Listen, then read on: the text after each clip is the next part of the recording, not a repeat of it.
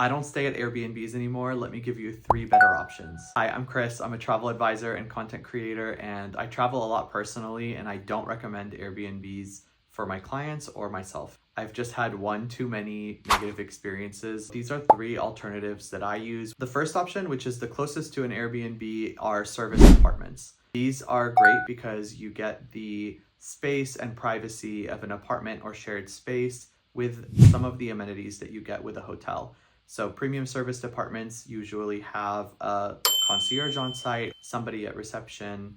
They usually also include daily housekeeping. If you've stayed with big groups of people at places, daily housekeeping makes such a big difference in keeping the place up over the time that you're there. Some great examples of serviced apartments that I've stayed in and some of my clients have stayed in are ones like Casa Grande, which have locations in Barcelona and Lisbon. I've personally stayed in the Barcelona location and loved it. There are serviced apartments in pretty much every location. You can work with the travel advisor to find them, or you can even sometimes book them through third-party booking sites like Expedia. Second option are curated apartments that have been vetted. So I use services like Plum Guide or One Fine Stay, where they have homes, villas, and apartments all over the world, but they only choose and allow a very small percentage of homes onto their platforms to be booked by guests.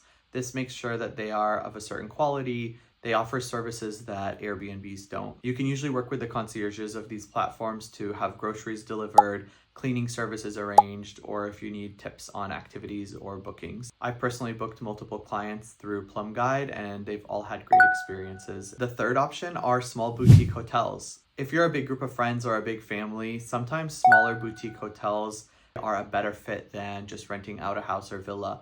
People can double up or share rooms. You can have couples have their own room, friends have their own room. And usually there's shared spaces like the lobby, hangout areas, the pool, an on-site restaurant at times.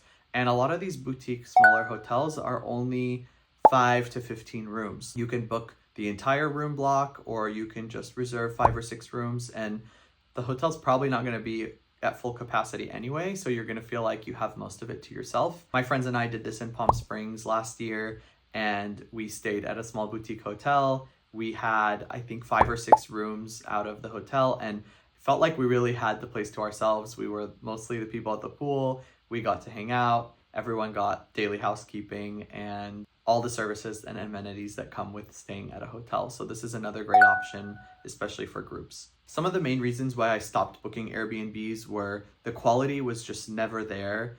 Always something wrong. They never were able to resolve it during the time that we were there. And sometimes you're only at an Airbnb for 3 or 4 days. And so a shower being flooded or an air conditioning unit not working takes some time to get somebody out there, and it wasn't worth it to sacrifice our stay and the quality of our stay for that. Another reason is they're not really cheaper anymore. They used to be great ways to stay in cities for an affordable rate. You can split it with a group of people. And now with all the extra fees that they tack on, it's just more expensive than staying in a hotel room or staying in vetted homes and villas and apartments. And third, I hated all the tasks that came with an Airbnb, making sure you take out the trash, cleaning the counters, putting the linens and sheets in the washer. It just became an endless task that I didn't want to think about on the last day of vacation or when you're on a trip somewhere, and splitting up the tasks between your group.